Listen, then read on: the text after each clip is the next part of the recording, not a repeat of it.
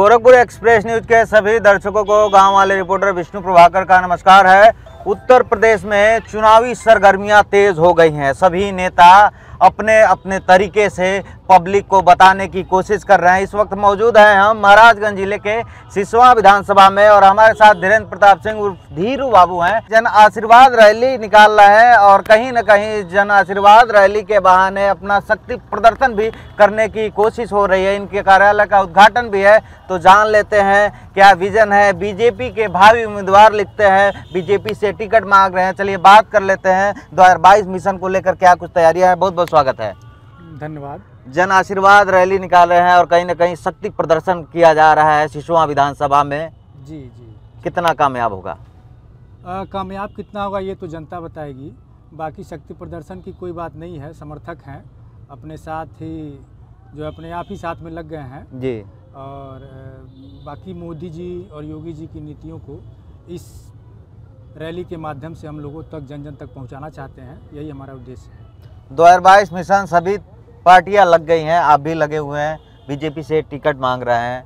अगर आपको बीजेपी अपना कैंडिडेट लेकर आ रही है तो सिसवा विधानसभा के लिए क्या प्री प्लान है आपके पास? सिसवा विधानसभा को कैसे विकसित करना चाहेंगे ताकि आप एक युवा चेहरा हैं? सिसवा को भी जो उत्तर प्रदेश के और पूरे भारतवर्ष के मोदी जी और योगी जी की जो नीतियां हैं, जो शहरों का कायाकल्प किया जा रहा है, उसी मिशन के तहत मैं भी सिसवा को आगे ले जाने का प्रयास करूंगा। अभी तक जो है यहाँ के जनप्रतिनिधि उस हिसाब से काम नहीं कर पाए हैं जो करना चाहिए। इन लोगों को जिस हिसाब से काम करना चाहिए तो उसमें सुधार करने का मैं प्रयास करूंगा और अच्छे ढंग से मैं सिसवा का विकास करने का प्रयास करूँगा। वर्तमान की हम बात करें तो वर्तमान में विधायक हैं प्रेम सागर पटेल, जो बीजेपी के ही विधायक हैं। जब हम सिसवा विधानसभा में जाते हैं तो बातें तमाम आती हैं। विधायक जी कहते हैं हम ऐतिहासिक विकास कर रहे हैं, वो आप ही के पार्टी के विधायक हैं। तमाम ऐसे गांव हैं जहां पे विधायक जी पहुंचे नहीं हैं। जब चुनाव आता है तो नेताजी लोग रैली जलसा निकाल कर लोगों में जाते हैं, लेकिन चुनाव जीतने के बाद जो है नेताजी लोग जो है वापस आते नहीं हैं, दूर दूर तक कहीं दिखते नहीं हैं। तो क्या माना जाए, आप पब्लिक के बीच में रहेंगे या आप भी उन नेताओं की तरह? नहीं, मैं तो यही सोच के चला हूँ कि मुझे पब्लिक के बीच में ही रहना है। और मैं पहले भी रह चुका हूँ।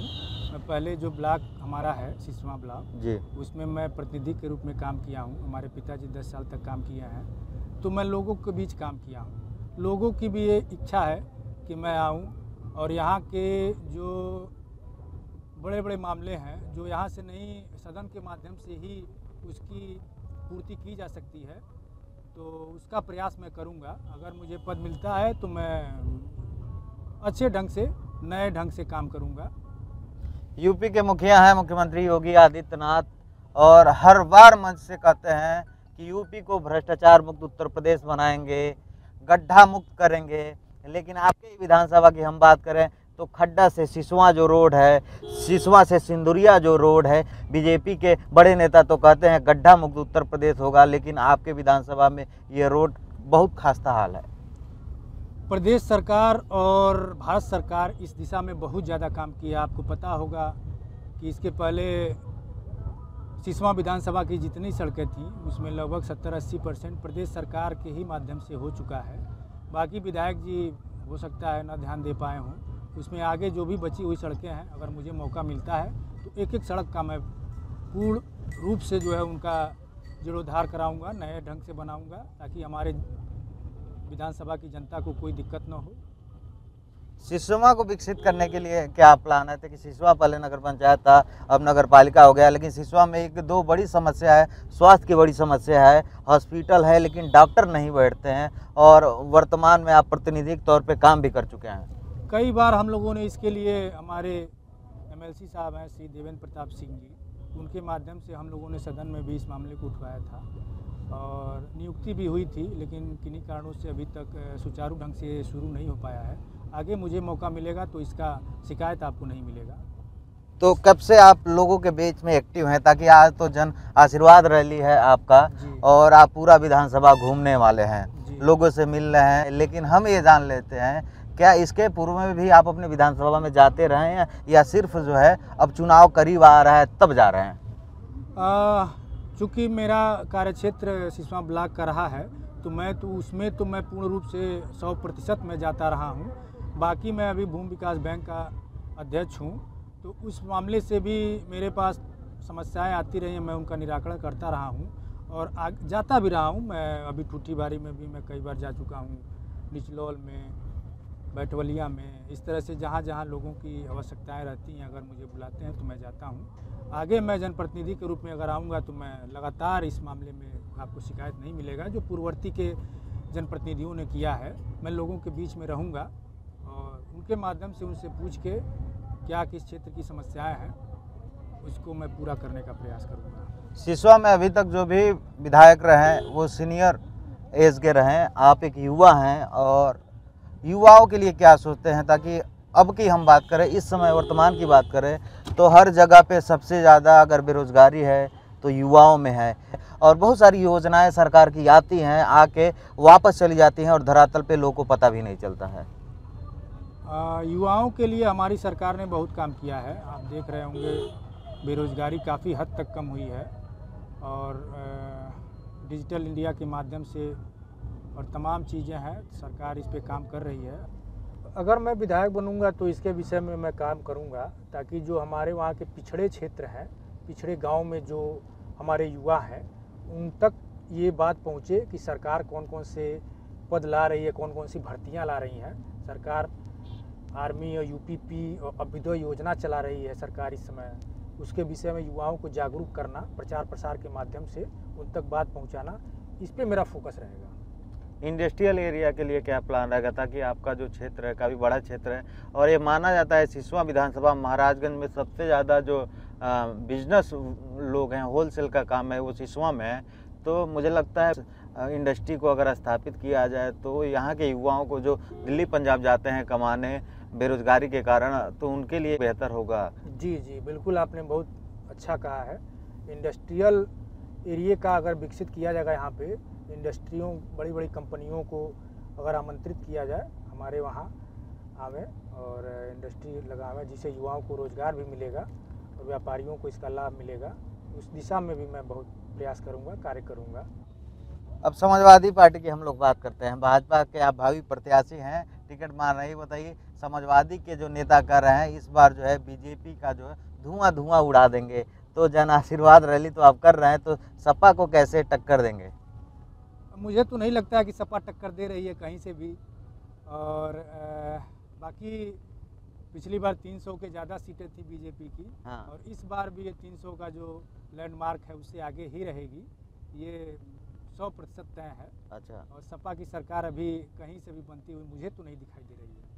बात कहाँ तक बनी टिकट का, ताकि अभी हर कोई, आपके ही पार्टी में बहुत सारे ऐसे कैंडिडेट हैं जो शक्ति प्रदर्शन कर रहे हैं, अपने आप को बड़े नेताओं के बीच में प्रभावित करने की कोशिश कर रहे हैं, तो आप भी होड़ में हैं और भी बहुत सारे लोग हैं, तो बात कहाँ तक पहुँची? क्या धीरू सिंह जो है सिसवा विधानसभा से टिकट लेकर आ रहे हैं, बीजेपी का सिंबल लेकर आ रहे हैं?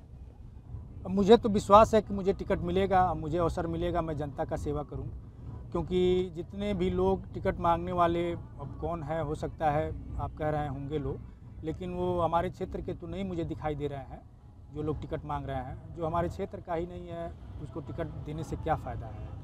यहाँ तो रहेगा नहीं, वो टिकट पाएगा तो अपने जो वहाँ जहाँ उसका निवास स्थान है वहाँ रहेगा। मैं स्थानीय हूँ तो मुझे लगता है मैं ज़्यादा दावेदार हूँ, बड़ा ज़्यादा दावेदार हूँ। आज रैली का क्या प्रोग्राम है? अपने विधानसभा के किन किन गांव में जाने वाले, कितनी दूर की यात्रा पूरी होने वाली है?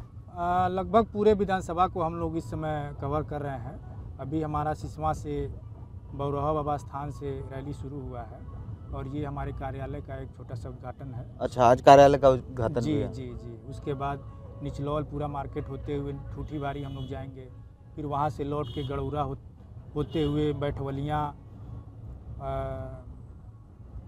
बैठवलिया से फिर निचलौल आएंगे हम लोग। निचलौल से फिर परसौनी टिकर तक जाएंगे, उधर से मिठौरा होते हुए फिर हम लोग सिसवा आएंगे। लगभग 150 किलोमीटर की दूरी हम लोग आज तय करेंगे। गड़ौरा की बात कर रहे हैं, गड़ौरा में एक चीनी मिल रही है और तमाम किसान हैं जिनका करोड़ों रुपया बकाया है, और महाराजगंज का किसान हरदम छला गया है, और महाराजगंज में बड़े नेता हैं, केंद्रीय मंत्री, केंद्रीय वित्त राज्य मंत्री हैं पंकज चौधरी साहब, फिर भी बहुत लेट से अभी सुनने में आया है कि मिल चालू होने वाला है, लेकिन बहुत सारे किसानों का भी जो पैसा भुगतान होना है नहीं हो पाया। नेताजी, सरकार इस दिशा में काम कर रही है और जो बचे हुए किसान हैं उनका बहुत जल्द पूर्ण रूप से भुगतान हो जाएगा गन्ने का, और आगे मिल भी शुरू होने वाला ही है, अभी बहुत जल्द आपको इसकी सूचना मिल जाएगी। और बाकी हमारी सरकार किसानों के लिए, अभी आपने देखा है कुछ दिन पहले ही फर्टिलाइज़र का काम जो है अभी उद्घाटन हुआ है, मोदी जी किसानों के लिए ही है पूर्ण रूप से। और पहले की सरकारों ने इतना काम नहीं किया है, वो दिखावे ज़्यादा करते थे। और भारतीय जनता पार्टी दिखावा न करके काम कर रही है। फर्टिलाइज़र इसका उदाहरण है। गन्ने का दाम भी आप देखे हैं बढ़ा हुआ है, डीजल का दाम किसानों के लिए ही कम किया गया है। आगे और भी काम होंगे किसानों के लिए। अभी जो किसान आंदोलन चल रहा था, मोदी जी ने भाई जो भी कमियां उनको लगा हो, चाहे जो भी है, किसानों के लिए हित में ही उसको विधेयक को वापस ले लिया। तो किसान का सम्मान है, किसान हमारे देश के जान है, किसान से ही हमारे देश की पहचान है। किसानों को हम छोड़ नहीं सकते हैं, किसान का हर काम। आपके विधानसभा में अभी क्या मूल समस्याएं रह गई जो आप सोचते हैं कि 2022 में चुनाव लड़ेंगे, विधायक बनेंगे और हम पूरा करेंगे? जनप्रतिनिधि जनता से जुड़े नहीं रहते हैं। मुझे तो सबसे बड़ा समस्या यही दिखता है, जनता के बीच में जाते नहीं हैं। बाकी हमारी सरकार में काम हो रहा है, अन्न योजना हुआ, उज्ज्वला योजना आप देख रहे हैं, राशन वगैरह सब चीज़ सुचारू रूप से मिल रहा है सबको। बस लोगों से जुड़ाव नहीं है, कनेक्टिविटी नहीं है। तो क्या धीरू सिंह ये कनेक्टिविटी बना पाएंगे? बिल्कुल बिल्कुल, मैं उसी उद्देश्य से आया हूँ। मुझे कनेक्ट रहना है, जनता के बीच में रहना है, लोगों के बीच में रहना है, उनके सुख दुख में साथ देना है मुझे। मेरा अगला सवाल है, आपके विधानसभा का एक गांव है सोहगी बरवा, और मैं कहता हूं कि सोहगी बरवा महाराजगंज जिले का सबसे बदनसीब गांव है, क्योंकि उस गांव पे किसी नेता की नज़र नहीं जाती है आज तक। नेता लोग सिर्फ और सिर्फ जब वोट लेना होता है तो भी बहुत मुश्किल से पहुंचते हैं। आखिर क्यों सोहगी बरवा के गांव पे लोगों का ध्यान नहीं जाता है? कि आप सोहगी बरवा जाएंगे, सोहगी बरवा के लोगों का दर्द जानने की कोशिश करेंगे? बिल्कुल जाएंगे हम। सोहगी बरवा के लोगों का दर्द बिल्कुल हम समझते भी हैं। थोड़ा सा भौगोलिक रूप से वो कटा हुआ है हमारे विधानसभा से, और मैंने आपको अभी थोड़ी देर पहले बताया है कि जनप्रतिनिधि लोग बाहरी हैं। हमारे क्षेत्र के जनता की समस्याओं से क्या वो अवगत होंगे, क्या सोचेंगे, उनका दुख दर्द क्या सोचेंगे? मैं सोचूंगा, मैं जाऊंगा, मेरा ही शरीर का हिस्सा है, मेरे विधानसभा का हिस्सा है, तो शरीर का हिस्सा हुआ, तो बिल्कुल मेरा सोहगी बरवा मेरे इसमें है, मैनिफेस्टो में है। मैं मुझे वहाँ जो भी संभव होगा कार्य करूँगा। एक और बात चर्चा आती है, जब चुनाव करीब आता है तो चुनाव के पहले पोस्टर कुछ और रहता है और बाद में कुछ और हो जाता है। मेरे कहने का मतलब ये है कि बहुत सारे नेता जो है पहले किसी और पार्टी में टिकट मांगते हैं, जब टिकट नहीं मिलता है तो अपना मुखौटा बदल देते हैं, अपना अध्यक्ष बदल देते हैं, अपना पार्टी बदल देते हैं। तो क्या धीरू सिंह बीजेपी के साथ ही जुड़े रहेंगे या फिर कुछ इरादा चल रहा है, कुछ प्लान चल रहा है? नहीं, मैं बीजेपी के साथ ही जुड़ा रहूँगा। आगे मेरा कोई ऐसा मुखौटा बदलने का कोई प्लान नहीं है। मुझे राष्ट्र के साथ रहना है। बीजेपी राष्ट्रीय पार्टी है, राष्ट्रहित में सोचती है। हाँ, बीजेपी अगर किसी और को मुखौटा बनाती है, किसी को प्रत्याशी बनाती है, तो भी मैं उसके साथ रहूँगा। ऐसा नहीं है कि मैं अलग से लड़ने का। अच्छा, आप किसको अपना पॉलिटिकल कंपटीटर मानते हैं अपने विधानसभा में? अब मेरे विधानसभा में तो कोई पॉलिटिकल कंपटीटर नहीं है। मैं, अब कोई मुझे मान रहा हो तो अलग बात है, मुझे जनता का सेवा करना है। अच्छा जी। तो सिसवा विधानसभा के लोगों के लिए क्या कहेंगे धीरू सिंह?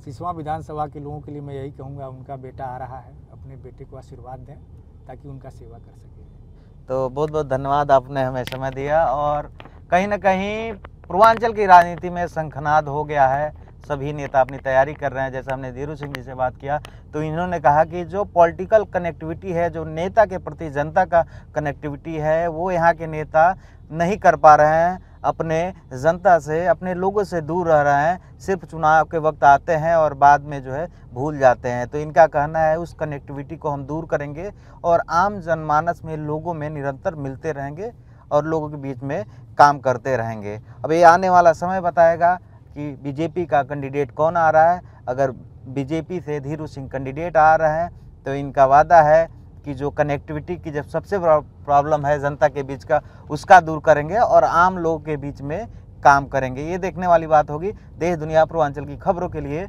आप गोरखपुर एक्सप्रेस न्यूज़ के साथ बने रहें।